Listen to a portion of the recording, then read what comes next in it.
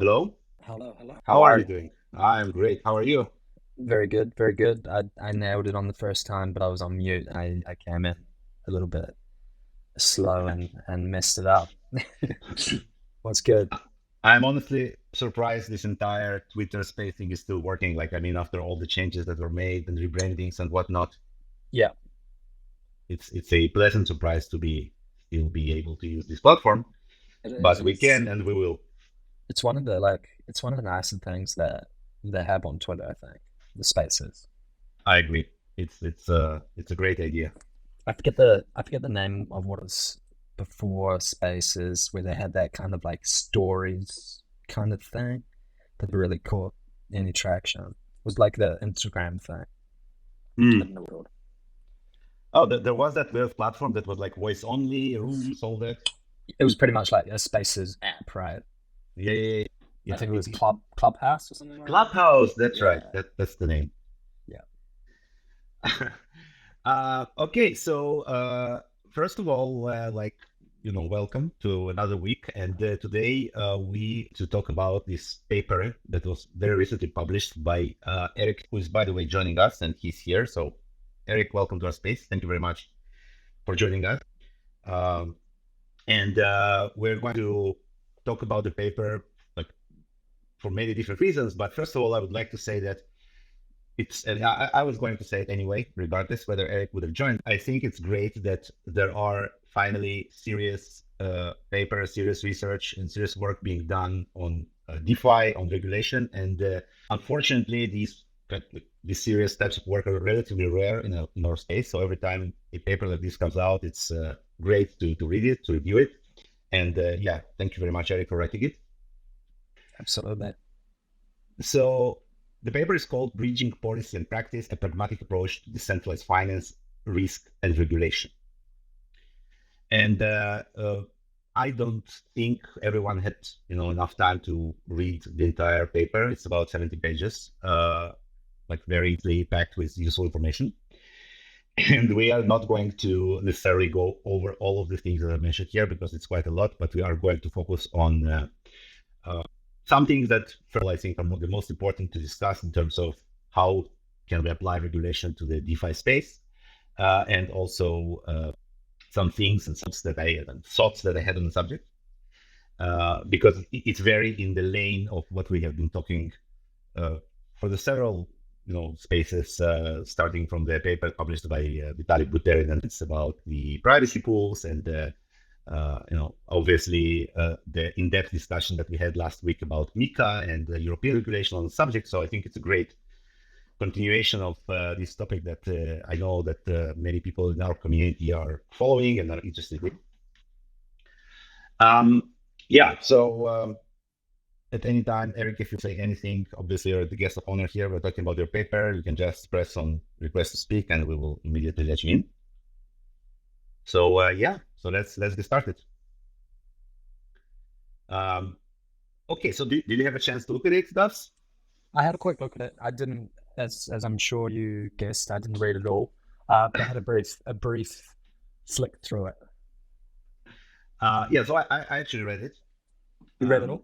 Yeah, I did. Nice.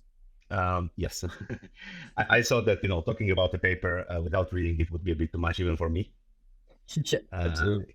Yeah, and I would like to kind of describe in general like what is the structure of the paper and is being talked about, and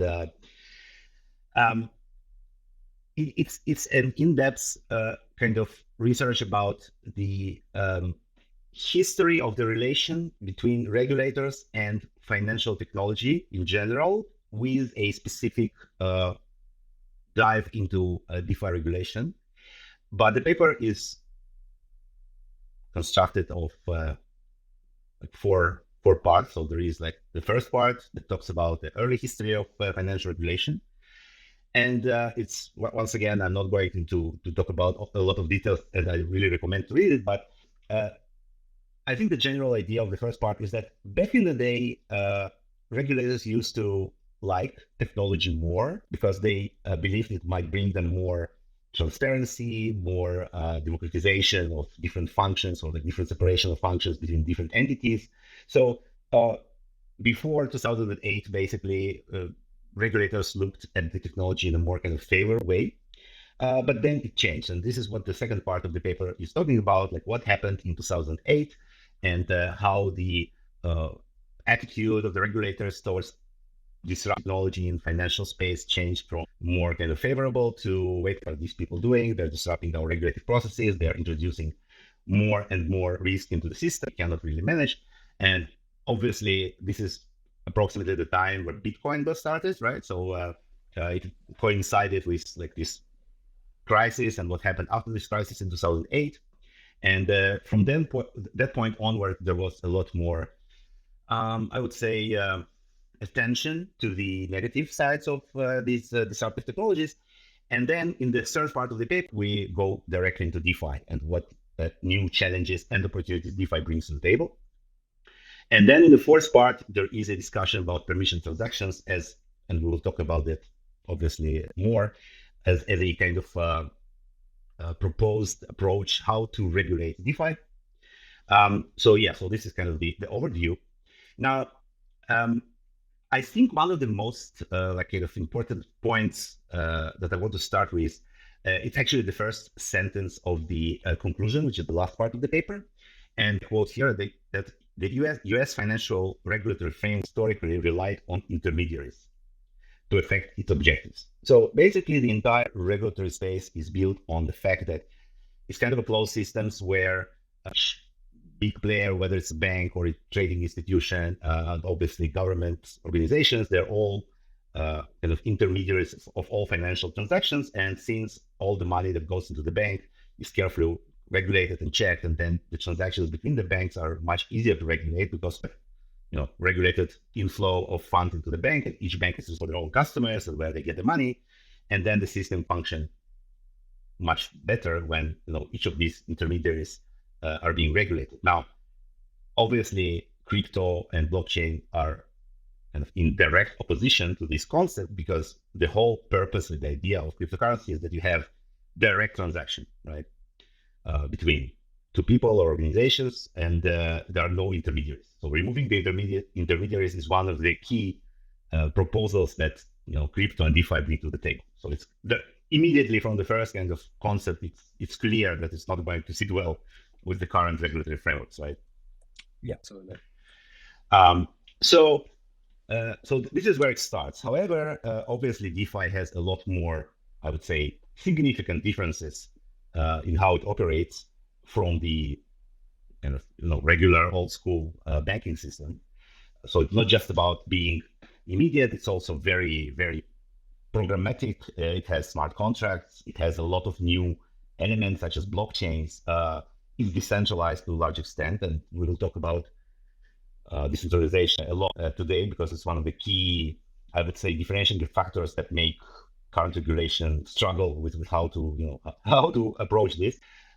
Privacy, obviously, a big deal because when we talk about privacy and little guy privacy like Monero and Beam, where you cannot easily see like what's going on with the transactions, and unlike a regular bank, where yes, like most money doesn't know what happens inside, but the government can know and the bank knows what's happening inside their transactions. In private crypto, it's completely different. So challenges, as we know, are about. Okay, so before we dive into like the specific approach to DeFi, there are several interesting points that I can thought about. So first of all, I personally never thought about the 2008 crisis as being a result of a technology.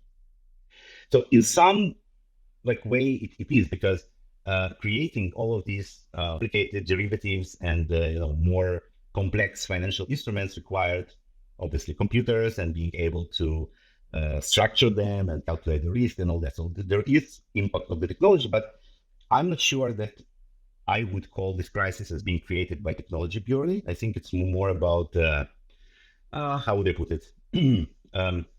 Excessive risk taking, right? I mean, mortgages were supposed to be this kind of very big financial instrument. People buy houses, they take loans for certain years and so, and somehow, even with these very, say, boring instruments, they managed to create a situation where eventually, over 20 years, the entire market collapsed because it was over leveraged, and the loans got worse and worse with the years, and eventually this bubble has exploded. However, another example, which is also given in the article, the example of algo trading, I think is a much better indicator of what the technology can do, right? You probably remember these flash crashes when for a short period of time, suddenly, it crashed and then came back. Yeah. So that was the result of algorithms trading very quickly without human oversight. And sometimes they did it okay, but sometimes they got it, very wrong. And what happens then is that computers started to trade very quickly, selling to each other basically, with prices going lower and lower, and that's how this flash crash, like something that is supposed to be relatively stable, but then suddenly going down. It turns out you don't need crypto to get that effect. Yeah. And as a result, there was an effort to regulate these markets, to understand exactly which new risks these algo traders bring to the table. So there is this whole chapter here that talks about specific mechanisms that were deployed specifically by US government and also in other countries of how this phenomenon was kind of handled, with an example of the flash crash of 2010 and the following kind of reaction from the regulator. So this, I think, is a great example of how computers can make mistakes much quicker than human. Yeah. Okay, so when the Bitcoin started initially, it was only used for transfer of value. So basically, you had an ability to send and receive funds. And Bitcoin was, I think, there are several ways to approach it, but if we take this position of how Bitcoin actually, I would say, philosophically, tries to take the idea of printing money by the government and trusting intermediaries out of the equation and create a system where you don't have to trust, you verify, and you have this completely centralized, completely permissionless system. Anyone can join. The barrier to entry is relatively low. You can, just basically download the node, which is open source, and you can run it on your machine, and you can even mine it. Initially, it was mineable on, basically laptops, but obviously, as it became more popular, you needed GPUs and then dedicated hardware for that. But still, you could use pools. You had to participate in mining also, even though it wasn't as immediate as it was in the beginning. But you didn't have to ask permission from anyone. You didn't have to report to anyone about anything. And you basically could, first of all, the system itself set up the initial schedule that was very, and still is very difficult to change.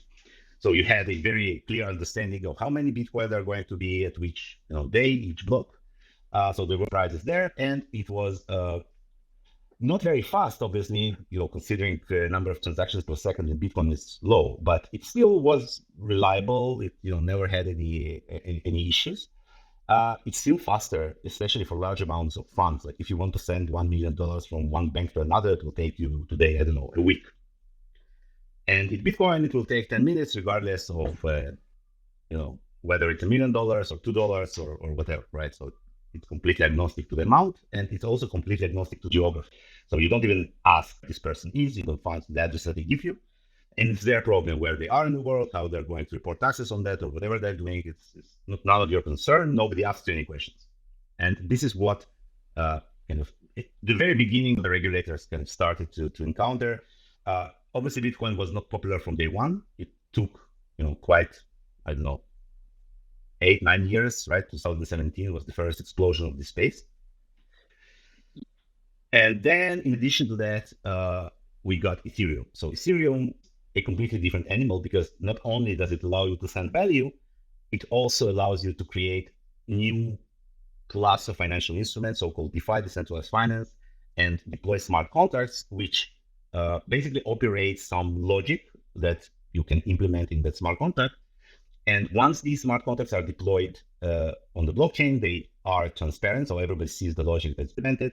They cannot or should not be easily changeable. So it's not like you can, in a second, change the logic. And once again, the purpose, or at least the initial purpose of these contracts, was to remove trust, right? So we don't need to trust an intermediary. The code is the law, which is the mantra of this approach. And then you use this to make more and more kind of complex financial instruments. So first class of financial instruments became super popular, obviously, with decentralized exchanges. And this is, I think, one of the critical points or critical innovations that really affected this space. Because, okay, so you have a contract, you can send, but until the appearance of decentralized exchanges, which were practical to use, you had to go to a centralized exchange. Centralized exchange is much more convenient to handle by the regulators because it's centralized. It's a corporation. It's registered somewhere in some jurisdiction. So you can come to them and you can say, hey, listen, you have to do KYC, you have to do AML, you have to do this and that, and they have to comply because, once again, they're a regulated company. And this is what we saw. And by the way, this was one of the key adoption points, right? When centralized exchanges became large, and I think all of us here use centralized. Regardless how much we talk about decentralization, we did use centralized exchanges at least once in our lives, I would say. Yeah. So the reason we did it is because, first of all, it was very convenient, but also because it was probably the only way to get back to fiat, right? It was it's very easy to buy crypto with fiat, but it's very difficult to get out of crypto to fiat, and this is what some of these exchanges allowed us to do.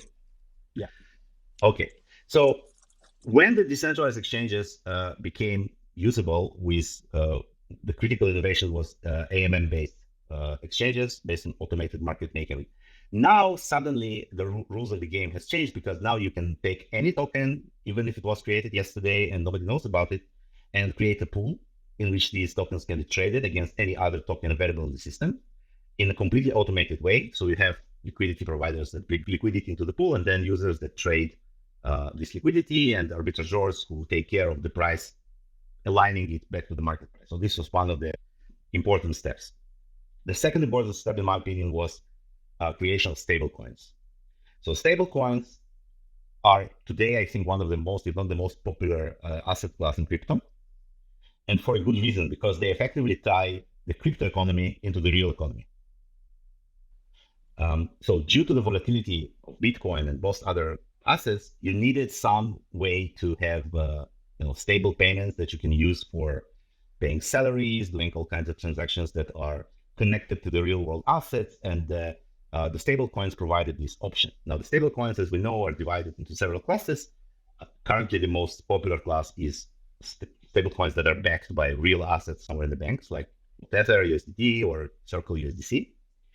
And once again, these entities are relatively easy to regulate for two reasons. First of all, once again, it's still a centralized entity that stores real assets in some real bank. So this bank is regulated, and hence, the assets that are regulated. And also, as we saw even today, there was some amount of USDC frozen again. They can control what's happening with those funds. So it's not decentralized in a way that, okay, once these USDC are out, nobody knows what's happening to them. No. They are basically, as regular or can be as easily regulated as money in the bank.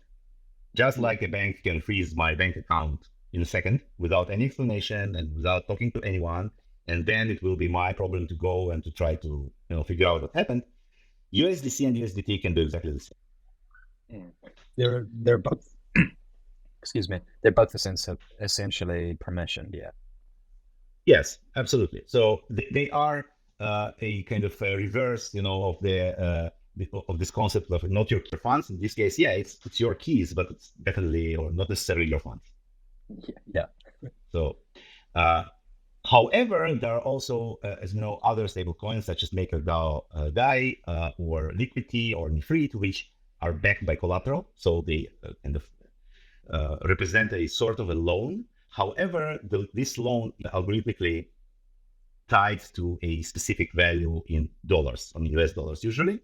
However, it can be tied to anything, tied to gold or silver or any oracle that you provide to the system.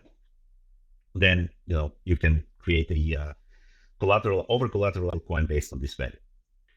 And this is, by the way, kind of running a little bit forward. One of the very interesting insights from the last week's space was that these stable coins, according to MiCA regulation, are not exactly money. So USDC can be used as money as payment, a means to pay for something. However, DAI cannot, because DAI is a different animal, and then like you can hold it and you can store it, but you cannot accept it as payment. It would be illegal, which is interesting. Okay. So these two kind of innovations of decentralized exchanges and stablecoins, and suddenly, like obviously, like in addition to all of these things, the fact that there was a huge influx of funds and users into the ecosystem, the explosions of 2017, and then again, DeFi summer happened. It all brought a lot of attention to this ecosystem from all sides. First of all, scammers, as we know, went rampant of all kinds. Like I don't think there was a type of scam that we didn't see, happen over these 5 years that we're in the space. Yeah, very, very many and very different kind of scams going on all over the show. Yeah. I think if you want to write a book on scams, encyclopedia of scams, you can look at crypto and you will be pretty much covered. Yeah. Rug pulls, hacks, phishing scams, or whatever. Everything has happened, right? And obviously, it was very unhealthy, I would say, for everyone involved. Obviously, for people who got scammed, but also for the ecosystem in general, because crypto doesn't have a good reputation, and a lot of it comes to reason. So yes, there are people who don't understand exactly, why Bitcoin should be worth, something, but when you can also, whatever it is worth right now, you can lose it in a second just because you typed the wrong number or you clicked on the wrong link. This makes it even worse. And one of the most, I would think, disrupting, like for regular people, phenomenon is that you have no one to call. There is no Bitcoin hotline. Yeah, there's no customer support, or you cannot speak to the manager. Exactly. Yeah. I mean, sometimes it happens. Like when Ethereum Classic was created, it was kind of a call to the manager, right? True. Everyone stopped trading. But yeah, it's very difficult. It requires a lot of lobbying and knowing the right people to roll back a chain like that or create a fork. Yeah. Nevertheless, and despite all of these scams happening and all of that, and I'm coming back to the article here, as of 29th, 2023, which is very recently, DeFi services had an aggregate TVL of $43.82 billion, basically around 44 billion. Okay. Now it's it's comparable to gross domestic product of some countries, not the biggest ones, obviously, but some relatively well-known countries. Like if you take the list and you just compare, so it's a lot of money, and this is in the bear market, and this is like in a relatively low spot. When it was in the bull market, it was much higher, like 3 or 4 times higher than that, maybe even more.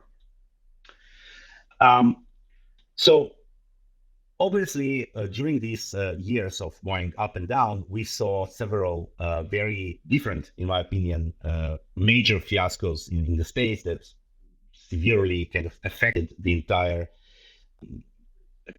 process of how people treated and how people thought about crypto.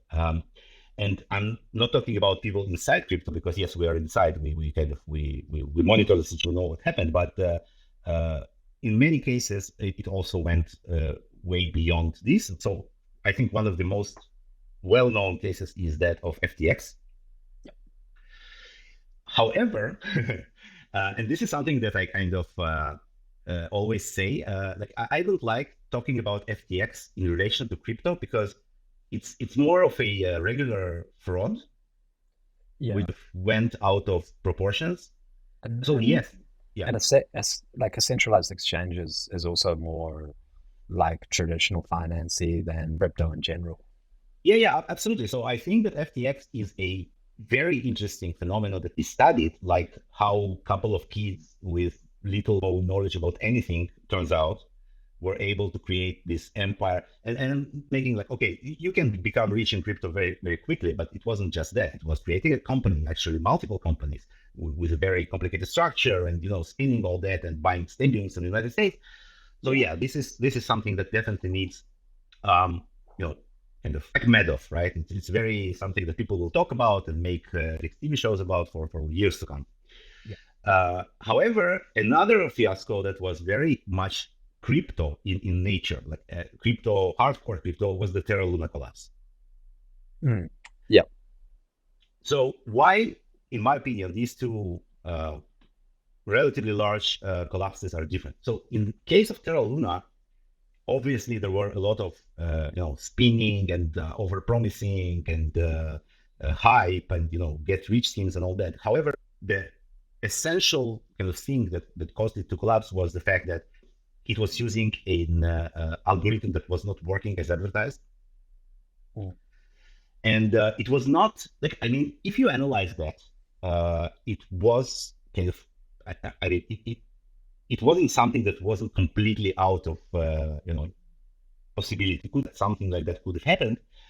However, it was structured, the alpha structured in a way that was not obvious to a lot of people. So it wasn't like a very simple pyramid scheme. It was a kind of more complicated pyramid scheme that wasn't obvious even for people who did, understand how pyramids, the Ponzi schemes. And over the years, we saw that, okay, so this, by the way, the Terra Luna, in addition to, losing a lot of money to a lot of people, it also removed this entire class of stablecoins off the table. So nobody today is going this way. No, after that, like the algorithmic stablecoins have not seen much or any of a resurgence. Yeah. On the opposite, the collapsed stablecoins such as MakerDAO continue to thrive and continue to perform well, and in my opinion, are still one of the leading kind of DeFi instruments today. Yeah, which is very, I mean, it makes sense as well, and it's one of the big differences between crypto and like traditional finance, in my opinion. As with like almost any lending or the majority of lending and this kind of stuff in crypto, it's always over collateralized. Yeah, I agree. So it's not a simple system by any means, right? It actually does require, specifically in the case of MakerDAO, it does require somewhat central banking behavior, right? You need to determine the collateralization ratio, you need to determine the interest rates, you need to play with these parameters.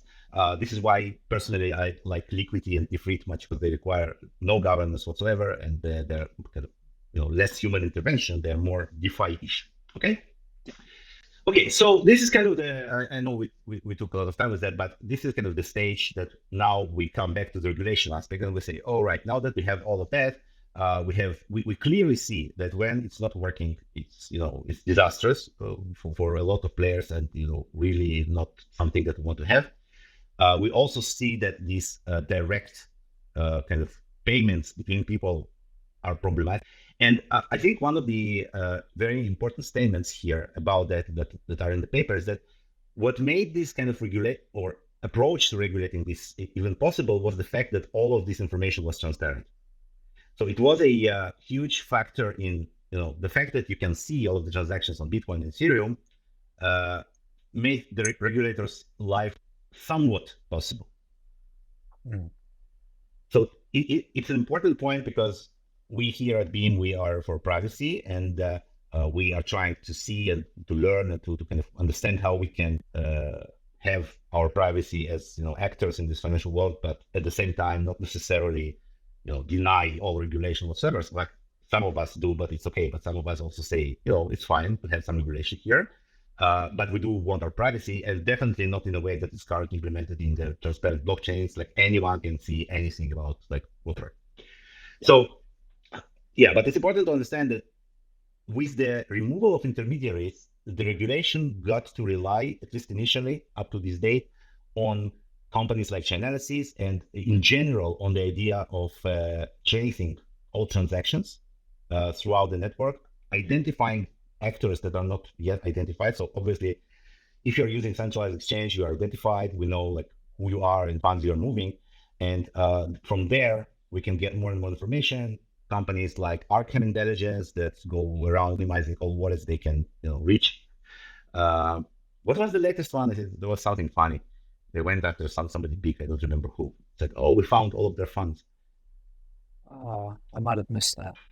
Yeah, there was Donald Trump. I think that the fact that he held Ethereum or something like that. Yeah. He had, it was like a couple of million or something in Ethereum. Uh, yeah. So basically, you can using analysis of transaction graphs, you can work on it, and it's also very helpful the fact that the blockchain is permanent, right? So once you have identified someone, doxed someone, you can then go back in history and find everything this address was doing, and then slowly, you can gain more and more information. So it's something that's happening, right? The reason it's important is because while you can relatively easily provide information about a specific wallet, because you can come to the person and can say, oh, listen, you need to be audited. Could you please show us all your transactions? And there are ways to prove that these are your transactions, what you have done and all that. You can have documentation, hash it, and include the hash in the transaction. So there are a lot of ways you can prove what you have done. However, if you want to trace the source of funds, which is an essential part of anti-money laundering regulation, this is something that is out of your hands. So if in the standard banking system, which relies on intermediaries, there is always an intermediary that does this for you. When you are receiving a salary from your employer, that salary was checked by the bank that's paying the salary, that it's okay. And then whoever paid your employer, their bank did the same. So this entire system works like that. And you can be, in terms of the regulator can understand who is responsible for each step of the payment. However, if you are working, and getting your salary in crypto, you do a transaction, you don't know where it came from, maybe it was stolen, maybe it wasn't. So that's where it gets complicated. However, if you can trace it, then with some degree of kind of ability, you can say, yeah, these funds are most likely okay. These funds maybe were involved in some illegal activity and such. It's an important point to understand. Like a lot of people are saying, oh, whether it's good or not that the Bitcoin wasn't private from the beginning. I don't know, but it definitely would have been unregulatable from day one, and I don't know how Bitcoin adoption would have looked differently, right? For sure. So we just need to at least admit that. Absolutely, it would have been a very the whole kind of way the industry progressed would have been very different. Okay, so moving on to get more specific ideas. So there are several. Now that we're talking specifically about regulating DeFi, there are several parts that are important to understand in this context. So the first one is kind of it's called same risk, same rules approach, right? So the idea is that if you have some kind of financial instrument and it brings with it some specific risks for the participants, for the investor, for the public, then the same regulating rules should apply to it. Okay. And this is something that works in traditional finance, obviously, for many years. However, it's very different in DeFi, because in DeFi you have obviously different risks, including the risk of clicking the wrong button and sending millions of dollars somewhere and never finding it, or being rug pulled. So in the traditional world, rug pulls look differently. And it's like this is like when you come and you say, okay, how are we going to regulate this specific financial activity? And you're trying to this principle of same risk, same rules, you run into a lot of questions. Do we need to take into account the fact that this smart contract can be, exploited? What about flash loans? What about like all kinds of things that do not exist in traditional finance? Flash loan is a great example of something that is not even possible in traditional finance. Yeah. And then you obviously get stuck because it's a completely different animal. So then you have these kind of question of how do we regulate top down? Do we basically come to players in the DeFi world and say, okay, people, listen, you want to be compliant with the current laws in the country, you need to do this, and this, which is clearly what SEC is doing today. They're basically taking these different types of financial instruments on the crypto market and throwing them into one of two buckets. So you're either C or you're commodity. And then they basically decide who or which governing entity is regulating this bucket. Derek Gensler is trying to put many things in his bucket as possible. Everything becomes a security over time. And then, once it's security, then you go into the entire kind of suite of measures. You need to register yourself as the, issuer or money transfer entity. I don't really understand this, but it's clear that you have to do a lot of things and jump through a lot of hoops to even get anything. Yeah. Or you become a something else, but once you have to play by certain rules. Now, like what is money, what is not money, what is everything tries to be classified in this kind of existing ecosystem. Obviously, the opposite of that is the bottom-up collaboration, where the government comes to the players in the market and says, okay, let's sit down together.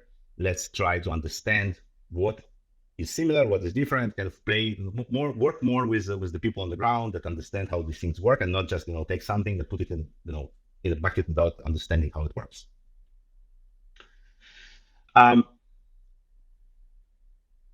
So this is kind of the two approaches, and what I see right now, mostly it works top down. So I don't see a lot of, once again, maybe I'm not following it closely enough, but I don't see a lot of attempt to really understand the difference. Not yet. I mean, it will come, I think, eventually, because for the reasons I will go into in 1 minute. But right now, it's mostly trying to figure out the following. Okay, so we have this new class of digital assets, right? MiCA and obviously regulation in the United States, they both come to this from this perspective. We have new digital assets. They have these properties as an asset. Now let's see how we can do, right? How we regulate, our standard, not standard, but the financial part of it, and how we regulate the compliance in terms of KYC, source of funds, and these kind of things, right? And today it's more still, despite like all of this talk about crypto and digital assets, people focus on, or much more on, the centralized part of it. Yeah. So, and this is where there is this term that is coined in the article of hybrid DeFi. Okay, yeah.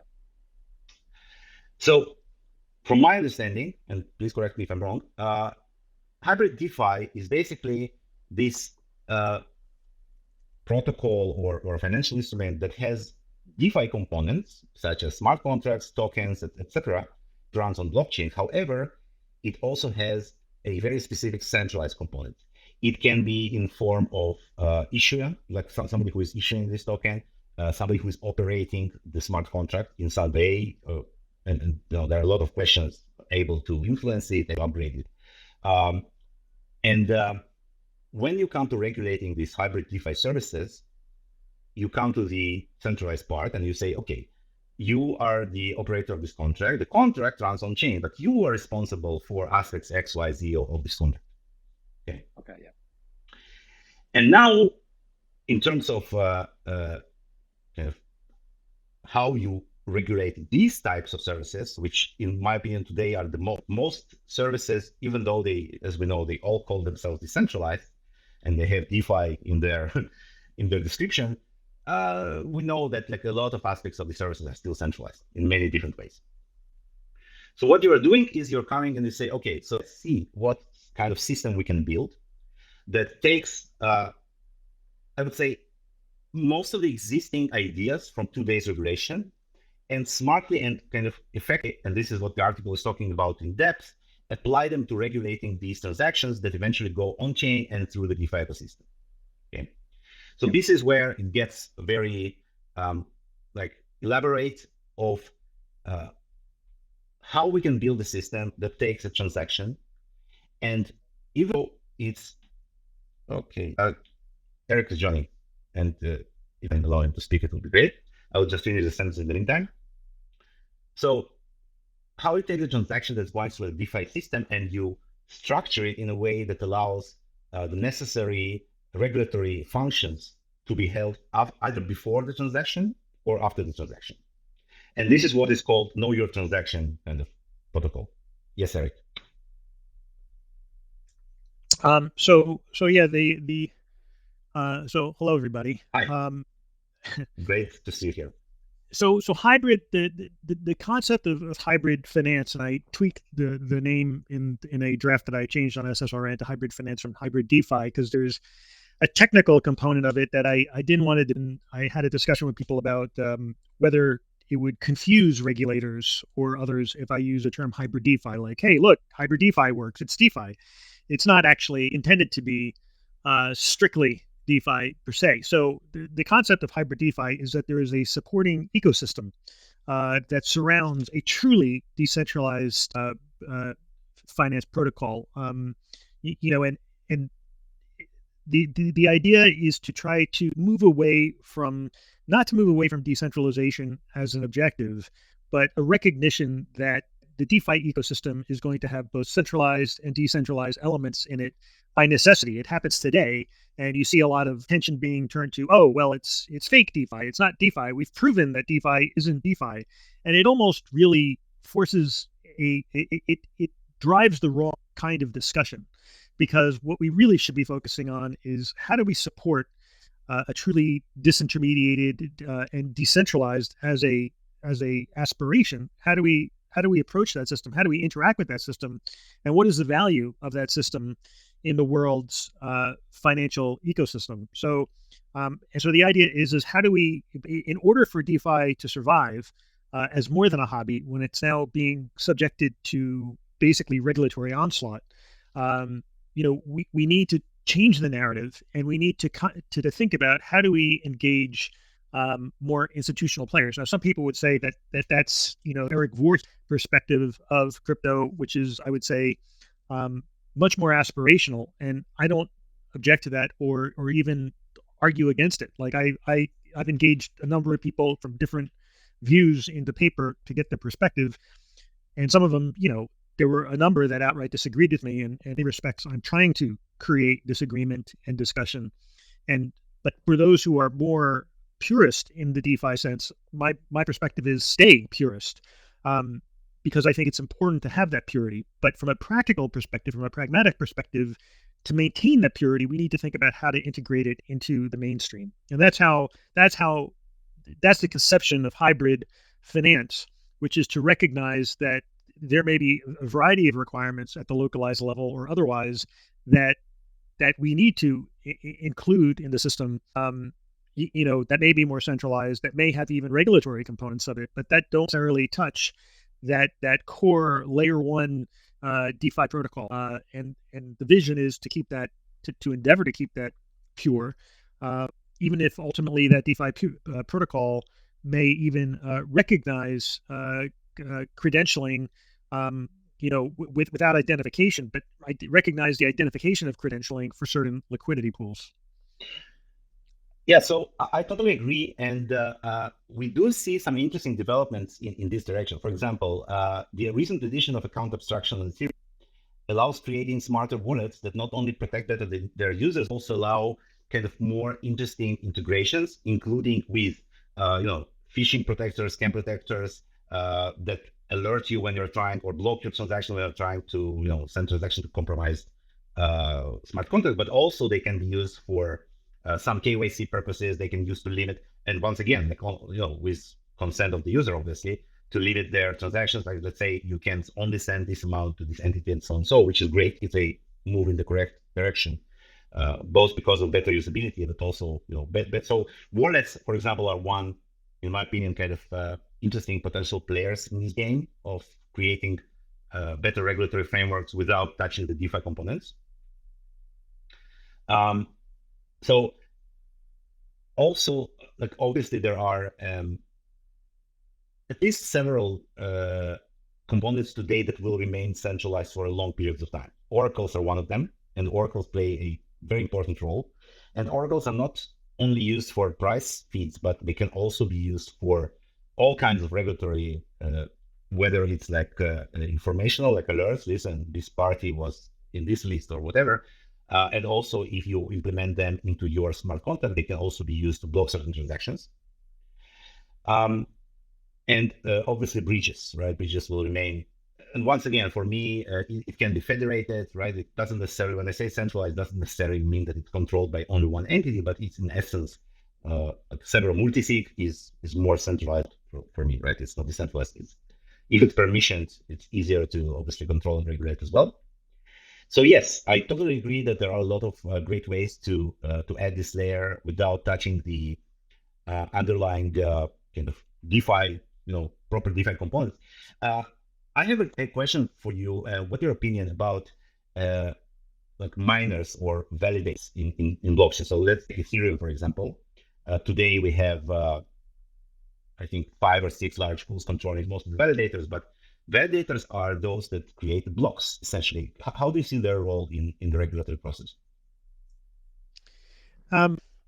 So I think that the validators, which some people would call the settlement layer, I think,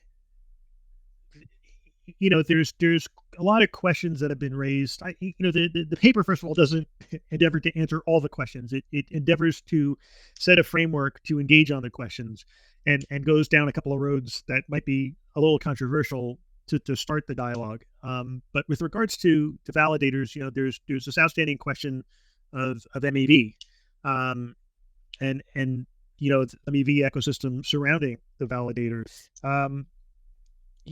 There are some interesting questions as to, or similarities to payment for order flow in the U.S. equity system, where certain large brokers paid for certain retail flow to be sent their way so they could execute against smart money, which were the institutions, and dumb money, which was the retail, was very valuable. And so that's why you would pay for flow, so the institutions could execute against the dumb money, because the dumb money was going to sell or buy no matter what, and the institutions had better information. So the idea was you get access to that, you're in better shape. Now, I don't think dumb and smart money really apply so much at the MEV layer, and I think the work that Flashbots has done a lot to make that whole ecosystem a lot more transparent. And in many ways, they continue to push the bounds on transparency in that. Although it may result in certain block producers or block builders, maybe, or those that are producing the blocks for building, as that ecosystem develops, there may be questions about, is it being, is it unfair? Okay. Maybe that's far too, maybe that's much deeper than you thought, but I think that the validators, certainly that would not be something I would want to see a centrally controlled structure anytime soon. I think, that's something to be preserved as decentralized. Yeah. After I asked the question, I thought, let's not give them ideas. Yeah. Okay. So, well, those ideas are coming. And one thing to note also is that IOSCO, which is the International Organization of Securities Commissioners, released a report on the same day that the CFTC, the Commodities and Futures Commission in the U.S., published 3 settlements with DeFi protocols, 0x, DaredX, and Open. It was written by the SEC. Even though under the guise of the international organization, and has some recommendations for anybody who's interested. Recommendation number 2 in that report, it makes a recommendation for regulators all over the world. 95% of regulators in the world, or 95% of regulators in the world, are members of IOSCO. They don't necessarily follow it like FATF, but still very persuasive. And they made a recommendation that regulators should identify all the potentially active, or all potential participants effectively in the value chain, builders, developers, even token holders. Some of the things they suggested were just astounding, and in many ways should be understood as not only an assault on DeFi, but an assault on open source. Because if you put something in GitHub and you're a developer, and there is any theory that you could be held liable for doing that, that's ludicrous. Even if, in many ways, DeFi is open source a lot, right? If you think about it, it's a derivation of it, but that's what it is. And so really, when we're fighting for DeFi, we're fighting for something much larger, which is the ability for builders to build and not be forced to put into a centralized structure. So, but anyway, anybody who's interested in this space and the develop efforts for the U.S. export its worldview on DeFi to the rest of the world, should pay close attention to the IOSCO. Oh, we pay very close attention, and the people in the space pay attention in jail right now because of that. So yeah, I mean, it's a potentially a topic for the entire space, because not only it's like starting. So first of all, I understand the regulators in a sense that it's the first time that code is so actionable. immediately, right? Usually the process was, so the code belongs or was developed by corporation. Even if it's not developed by corporation, it's an open source, it's goes through a lot of centralized entities to build, to deploy, and to operate. This is the first time when some kid or whoever, you don't even know necessarily who this person is, can write a code that can be deployed on a completely decentralized worldwide blockchain and start, making financial transactions the same second. Audit or not, testing or not. And by the way, this is my personal kind of issue with this, that the quality of smart contracts, in my opinion, are much less that it's required to handle financial transactions. And this is like so many hacks and so many issues that happen even before all the rest of the problems. But I would like, if you may, to kind of ask you a question, use this opportunity that we're here about the AML process, because one key, something that we've been struggling with, from day one of BEAM, and in my opinion, it's one of the I would say key issues that we need to overcome if we ever want to live in a world with privacy and regulation in some way coexisting. Like today, regulators can see all the transactions starting from the moment the token was mined or minted or created. So they can see the entire picture on public blockchains that have no privacy. How do you see this? Is it possible to have an AML system where you cannot see necessarily everything about? Because I mean, yes, like theoretically, when there is some agents investigating source of funds, they can go to the bank and the next bank to the bank. But in practice, they usually, I believe, don't do that, right? So they probably stop at some horizon of where this money came from. If I make my question clear.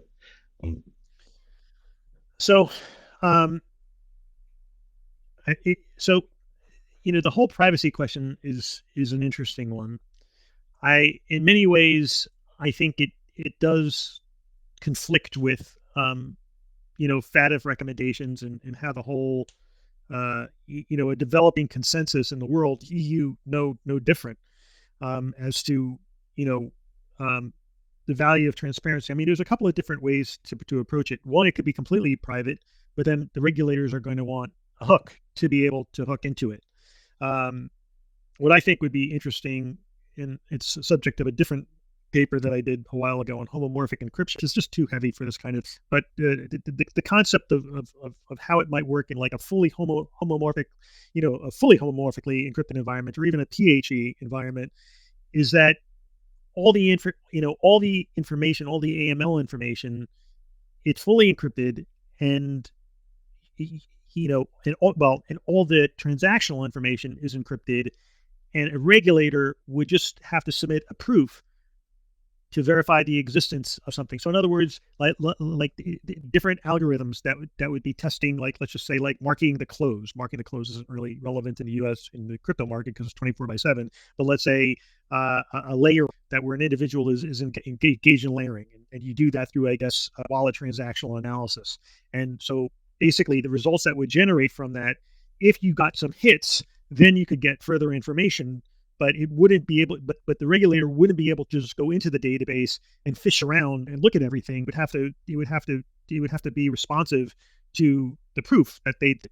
I would have to basically generate, and when I mean proof, it's like there would have to be a proof that there was this type of activity. So they would have to construct it appropriately, and of course that raises its own questions. But in that context, at least if you had somebody who, if there was some honesty to those proofs, then that information wouldn't be revealed to them. It would only be revealed in the instance that it triggered one of these categories, and then they would get access to that information, but they couldn't just go in and abuse it and look across all. Now, how do you regulate for that? How do you provide for that? I don't know. I mean, in a fully institutional environment, if institutions are trading on DeFi with each other, then if they're regulated institutions, then arguably the regulators have access to it, so they shouldn't care if it's private. It's really when we're talking about people who aren't regulated, who aren't doing it through institutional pipes, which I would start to think we're losing some of the characteristics of DeFi. But if we have those individuals that are interacting with it directly, and there's no visibility, well, that's going to raise all types of AML concerns, absent maybe still some proofs or some ability for a regulator to like a backdoor, which we all know can be subject to abuse. Oh yeah, but I mean, institutions also have their own interest to protect in terms of competition. They don't want their competitors to see what they're doing. They don't want, necessarily to disclose to the public or whomever, like other players in the market that they would like to keep private. So in many ways, one of the hopes that during the adoption cycle of crypto is bigger players will be interested in adding a privacy layer, also for themselves, because there are a lot of interesting new possibilities for cooperation, international trading, cross-border trading, whatever that crypto and blockchain brings to the market. And then today, most of the financial institutions cannot use these because of regulation, but also because of forced transparency. And that's why JP Morgan Chase developed private blockchains inside their research centers for themselves, and they just refuse to receive payments from clients, as we recently discovered. So what I'm trying to say is that one of the hopes of privacy is that, like people with serious or most players go into the space, they will privacy. Because one of the things that I personally have been saying for a long time, I think everything you have just described in terms of providing proofs for necessary information and monitoring those proofs and using them, it's all possible even with today's technology. The problem is that nobody is demanding it. Obviously, the regulators do not go this way because it's very convenient for them to have everything public, at least. And since there is no demand, that's where we are in the coexistence of privacy and regulation. Well, and I think that really gets to, where to start. And that's sort of one of the things that the paper focuses on. It says, okay, first of all, collaboration in this is a pipe dream. Even though I urge it in my paper, I'm not really urging it for the current administration because I think it's lost. I think it's laughable to think that the SEC would be a good faith actor today. But that might change. Maybe there's a way. And the fact of the matter is, if there's ever going to be legislation in the U.S., if it's ever going to happen, you're going to have collaboration in advance of implementation because there's just way too much ground to cover all at once, in which case it'll be a disaster. Collaboration is a necessary path for any legalization of DeFi or crypto in the U.S. And so why aren't institutions demanding it? Well, because they're terrified that if they do it, that the FINRA or whoever else is going to start backing down on them. They're looking to stay within their narrow lanes, which means no DeFi, because if they're engaging in DeFi, then they could be with Lazarus, and Lazarus is code for basically anything that doesn't align with the U.S. worldview, whether it's Russia or China or what have you. But basically, Lazarus is much broader than just Lazarus. So it's that's sort of the challenge that we face today, is that institutions don't want to touch this space because of AML. Full stop. And so I didn't even start the paper intending to sort of address the permissionless issue in part 4 of the paper. It really wasn't my initial focus. But it took me more time because I realized I could not even suggest anything that was practical or pragmatic without addressing AML. It is the elephant in the room. It is the thing that sucks the oxygen out. There's no getting past AML for institutions in the U.S. That is the number one concern. They don't want to be touched. They don't want that. So by definition, to even contemplate a collaborative, or even an environment where there's an implementation of legislation, you have to address AML. If you can't address AML, then whatever's on the other side of it just is never going to get any traction whatsoever. And that's why institutions won't touch it in the U.S. won't even contemplate it. No, I totally. So first of all, I would like to make some optimistic observation.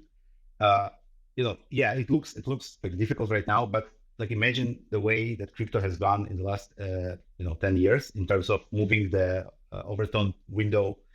And in general, the fact that today Bitcoin is okay, Ethereum is okay, they're more or less there, and now we're talking about how we regulate DeFi.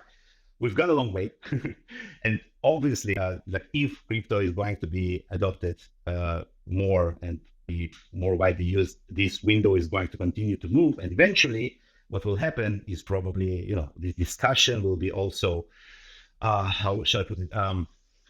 Supported by the regular processes like lobbyists, large organizations, a lot of money wanting to use crypto for better, more efficient financial transactions, reduced fees, better globalization, and then these processes were going to look a little bit different, and these organizations are going to, send lobbyists and say, "Oh, listen, yeah, so about the AML, let's start talking about that a little bit." So these things do shift, and we see them shift every day. So yeah, I'm optimistic that it's eventually is going to be better in this regard. But I totally agree with you that not today. Too early for that. Yeah, I mean, I almost wonder whether, like, over time what happens is we just start using different terms and somehow they become more acceptable, which may be part of the reasons why I suggested hybrid finance, because DeFi has this notion of decentralization, which, even though aspirationally is what you want to achieve, it's at its core. How do you disintermediate? How do you not require centralization over financial technologies that are open source and dealing with cryptographic tokens?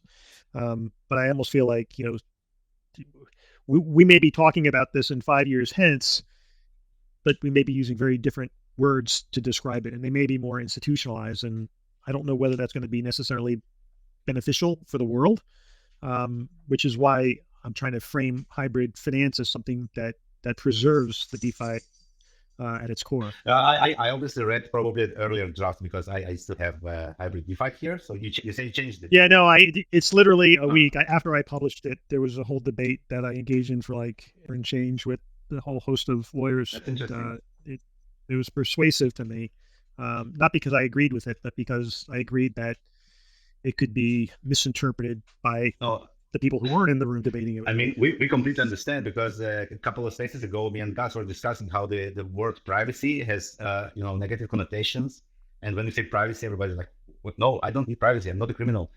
It's not for me." And I'm like, "No, privacy is a good thing. It protects your information from no privacy for me. It's okay. I'm fine." So yeah, we understand the situation with framing things in different way completely.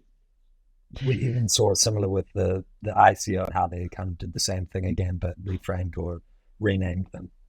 Yeah, that's for sure.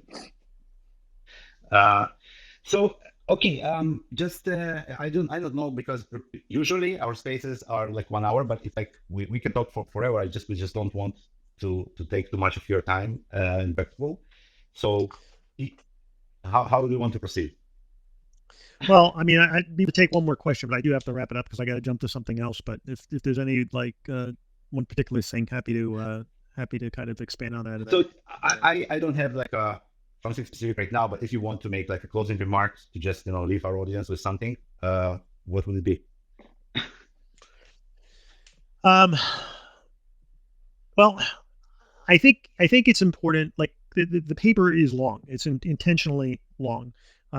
Because there's a lot to say, and it's very substantive, and it takes a lot to go through. But it's definitely not fluffy. I'd rather lose people than do fluffy. But putting all that aside, I'm encouraging you to read it, but it's not a hate read, but it's an important read. Anybody who's interested in U.S. regulations should understand that there's a much deeper history beyond just crypto. And this is just a manifestation that we're going through. And it's not going to stop with crypto. It's going to extend to AI. It's going to extend to any type of fintech. And it has implications for the world. I mean, it really does. Like, what happens in DeFi or doesn't happen, is going to have an impact on the rest of the world. And why is that? Because at its core, it's like, who can control finance? Are we turning it over to the institutions? And if we do, what are the ramifications? Like, if a developer can't deploy code that has a financial impact because of fear of regulatory jeopardy, then their only choice will be to work for a centralized provider, which is actually worse than it is today, because we have a whole host of development organizations supporting TradFi that aren't encompassed by TradFi. And that's a concept of hybrid finance. So, it has implications for open source technologies. It has implications for AI. And, if you're interested in the types of solutions, and there's a challenge between permissionless and non-permissioned utilizations of DeFi, but it's a difficult thing to discuss, but it has to be discussed, because if we don't discuss it, the regulators are going to make up, and we're going to be divided between the hobbyists who believe in the pure DeFi, and they'll have a very small space. They'll be hiding out on Erdit, et cetera. And then you'll have the institutions, and like this notion of DeFi, or maybe it's CeFi, but something that doesn't support that type of development, that type of vision, that's so important. So I hope you read the paper.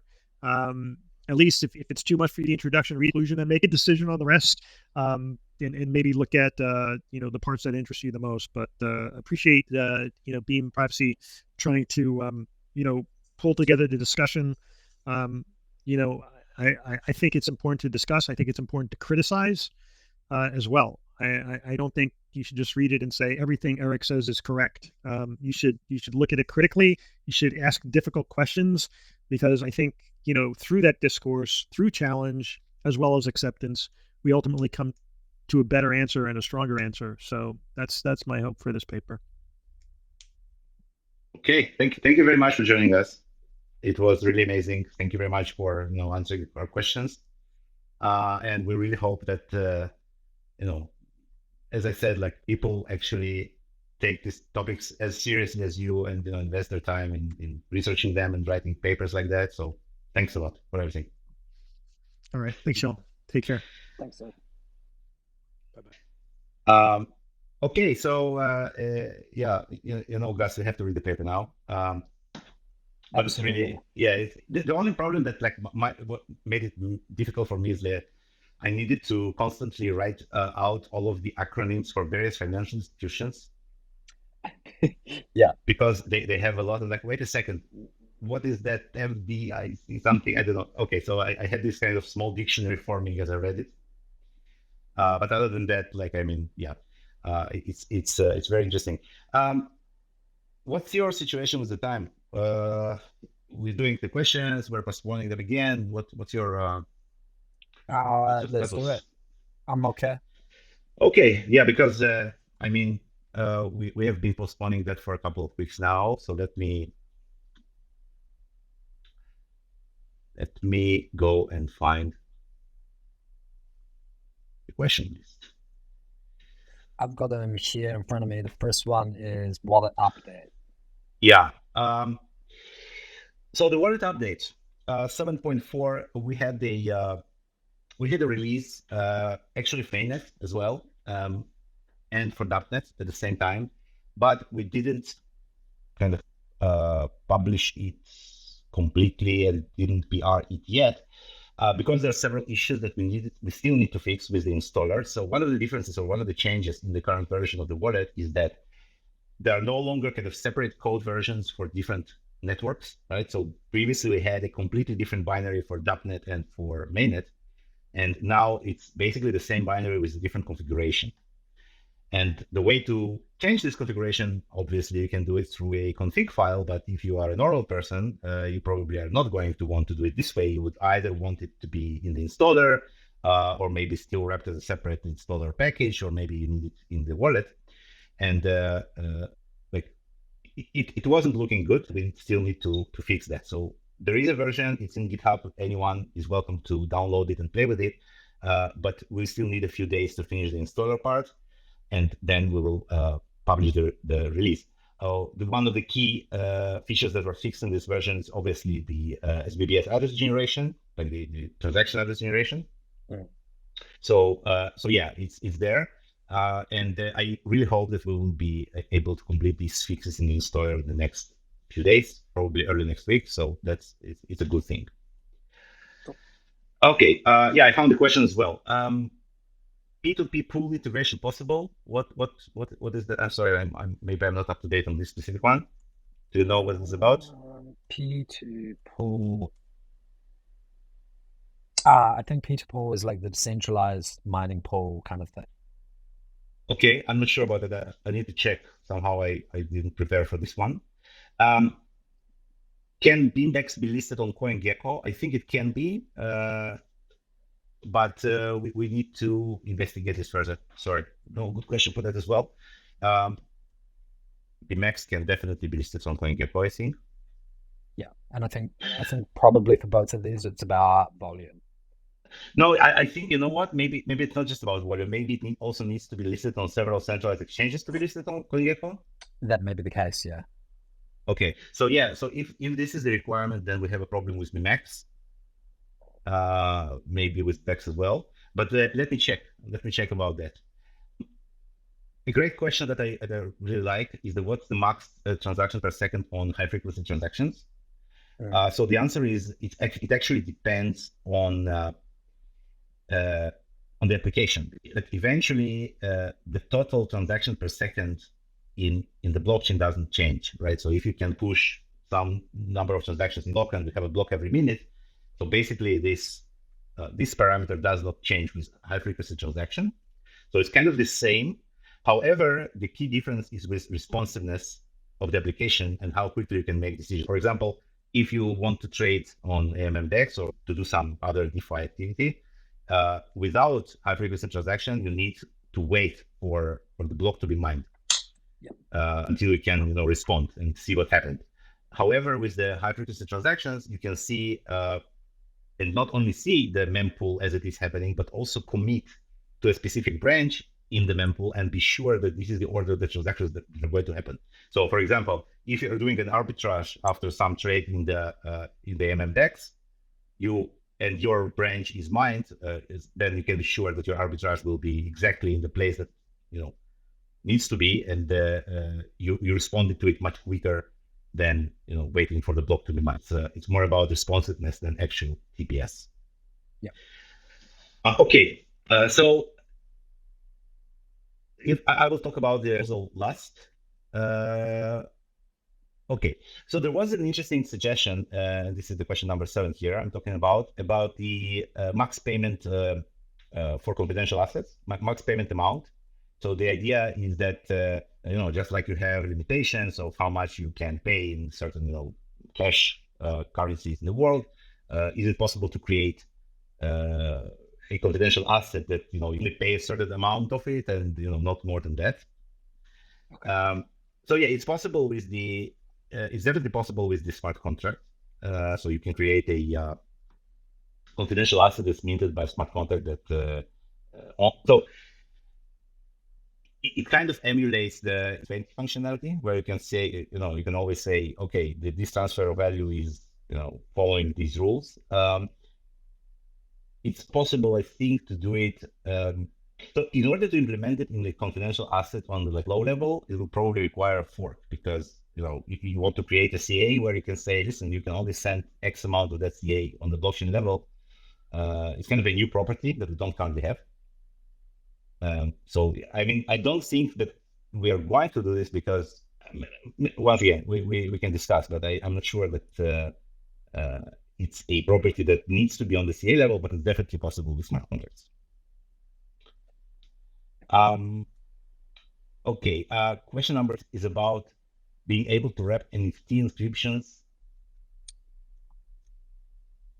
It's like this thing on Bitcoin, what is called ordinals. Ordinals and that kind of thing, and to be able to wrap I'm going to say NFTs because it's easier for me to understand it, wrap the NFTs to be able to trade them on Beam.